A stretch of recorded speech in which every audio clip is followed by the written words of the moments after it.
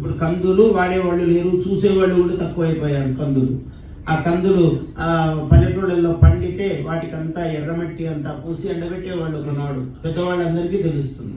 అన్ని సంప్రదాయాలు మర్చిపోయాము ఇప్పుడు. మనకు కందిపప్పు అది కూడా వాడు ప్యాకెట్ చేసి రెడీ చేసి అందిస్తే తప్ప ఇది ఇట్లే వేయొచ్చా అండి అని అంటాడంటే అంత సోమరైపోయాడు మానవుడు. మళ్ళీ వాడు చక్క చేసుకోవడం, చాట అంటే తెలియదు, జల్లెడంటే తెలియదు, చాటతో ఏం చేస్తారో వాడికి తెలియదు.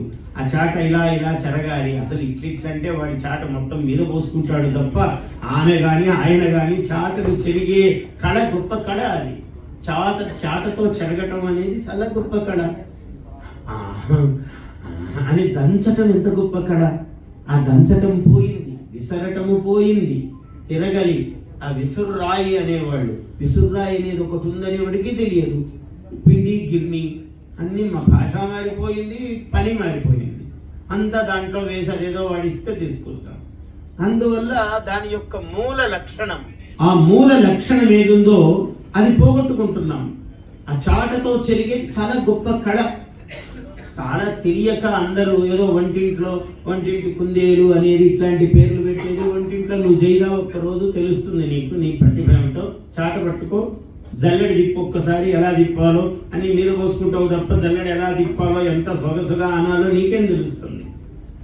ఎలా దంచాలో ఏం తెలుస్తుంది? ఎలా విసరాలో ఎలా? ఇవన్నీ గొప్ప కళలు. అంటే మన దేశంలో చాలా గొప్ప దేశం ఇది. ఇవన్నీ మనము పోగొట్టుకున్న నాడు ఏమైపోయింది? ఇప్పుడు తర్వాత డాక్టర్ దగ్గరికి వెళ్తాము. ఆ డాక్టర్ కూడా చాలా చమత్కారంగా ఏం చేస్తాడంటే, రోగం ఏమిటి ఇప్పుడు నాడి చూసి చెప్పే డాక్టర్ లేడు మనకు. వైద్యులు ఎవరు నాడి చూడలేరు. నాడి అంటే అది ఎక్కడ ఉంటుందండి అని అడుగుతాడు డాక్టర్. అందువల్ల నాడి డాక్టర్కి తెలియదు. మనం కూడా అలవాటు పడిపోయాం. డాక్టర్ ఎవరు ప్రిస్క్రిప్షన్, ఆయన ఒకటి పట్టిక రాసిస్తాడు. ఇవి ట్రై చేయండి అంటాడు. ఆయన కూడా దీంతో తగ్గుతుందని చెప్పాడు. చూడండి, రొటీన్ వర్డ్ అదే, ఆ పదము అలవాటు పడిపోయాం. ఇది ట్రై చేయండి, ప్రయత్నించండి అంటాడు. వీడు వాడి నెల రోజులు వాడి ఏది వాడినా ఇన్ని కోర్స్ అండి, ఇన్ని రోజులు అంటాడు.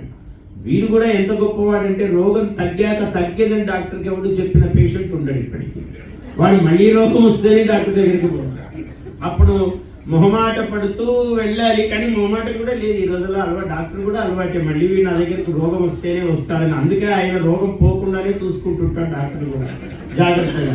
ఎందుకంటే మళ్ళీ పునఃసందర్శన భాగ్యం ఉండదు, మళ్ళీ ఎందుకు కనబడతాడు మనకు.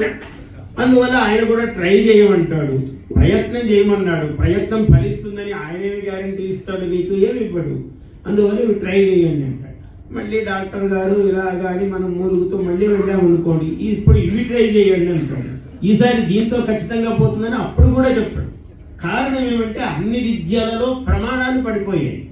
ఎవరిని నిందించడం కాదు, వాటిలో ప్రమాణాలు పోయాయి.